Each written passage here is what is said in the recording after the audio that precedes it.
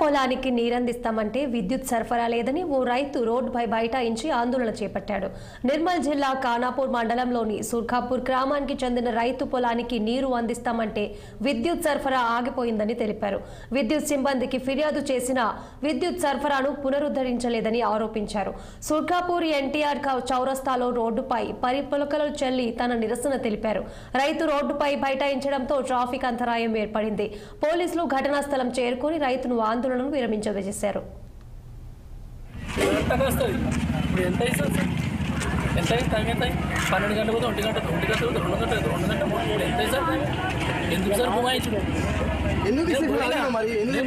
Fire officer వచ్చిండు ఏం పీక్కుంటా పీక్కోరా వాళ్ళ పేరు నాకు తెలుసుకున్నంత ఒప్పుతుందా సార్? మరి ఇదేంటి వాళ్ళ చూస్తే ఏర్పడతాయి పలా సార్ అన్నాడు. నాకు వాళ్ళ పేరు నాకేం తెలుసు.